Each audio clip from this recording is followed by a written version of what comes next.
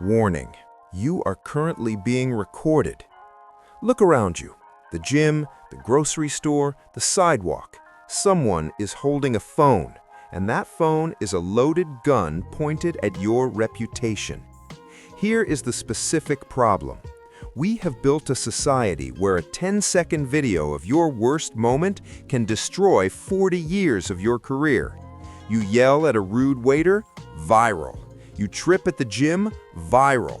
You have a panic attack on a plane? You are a meme by morning and fired by noon. The internet doesn't care about context. It doesn't care that you were tired or grieving or provoked. It only cares about the kill. You aren't a person anymore. You are content. And the strangers around you aren't neighbors. They're bounty hunters looking for a payout in likes and views. This is the death of privacy. And if you aren't paranoid yet, you aren't paying attention. Welcome to the Psyche Shift. Let's talk about why you are terrified to leave your house. Chapter 1. The Judge, Jury, and Executioner. So why do they do it? Why does a stranger see you struggling or arguing or making a mistake, and their first instinct is to reach for their pocket? It isn't about justice, and it certainly isn't about truth. It is about power. In psychology, we call this weaponized visibility. In their normal life, the person filming you might be powerless. They might hate their job. They might feel invisible. But the moment they point that lens at you, the dynamic shifts instantly. They become the dominant predator. They are holding a grenade with the pin pulled out, and they decide if your life blows up. It is a massive ego trip. For 60 seconds, they are not a nobody. They are the judge, the jury, and the executioner of your social status. But there is a darker psychological layer here. Digital vigilantism. Americans are obsessed with punishing bad guys. We love a villain, and social media has gamified this obsession. When someone films a Karen at Target or a Kevin at a gas station, they are chasing a dopamine high known as moral superiority. By exposing your bad behavior, they subconsciously tell themselves, "I am a good person. Look at how awful he is. I am the hero of this story." But here's the dirty secret that nobody talks about: the provocation. How many of these viral videos show the full story? Almost none. Because a boring argument doesn't get 10 million views. A screaming meltdown does. So what do? They bait you. They smirk. They make passive-aggressive comments. They poke the bear until the bear roars. And the second you snap, the second you start yelling, click, they start recording. They capture your reaction, but conveniently leave out their provocation. They edit the video to make you look like a lunatic and themselves look like a saint. You aren't just being filmed, you are being framed. Chapter 2. The Context Vacuum. Here is the most dangerous lie about social media. The camera doesn't lie. Yes, it does. It lies by omission. A human life is a continuous stream of events, but a viral video is a 30-second fragment torn out of a 24-hour day. We call this context collapse. When you watch a video on Twitter, you don't see the fact that the crazy woman just lost her mother. You don't see that the aggressive man has been working 3 shifts to feed his kids. You don't see the grief, the exhaustion, or the mental illness. The internet deletes the why. It only shows the what. And without the why, the human brain defaults to a psychological flaw called the fundamental attribution error. This is the bedrock of internet hate. Here is how it works. If you run a red light, you tell yourself, "I was in a rush, I was distracted, it was a mistake." You blame the situation. But if someone else runs a red light, you say, "He is a reckless idiot, he is a bad person." You blame their character. The internet mob operates entirely on this error. When they see you yelling in a viral clip, they don't think, wow, she is having a rough day. They think, she is a monster. That is who she is at her core. She is evil. They take your worst 10 seconds and turn it into your entire identity. You are no longer John, the accountant who loves his kids. You are just the bagel shop guy. You are a caricature, a flat, two-dimensional villain written for their entertainment.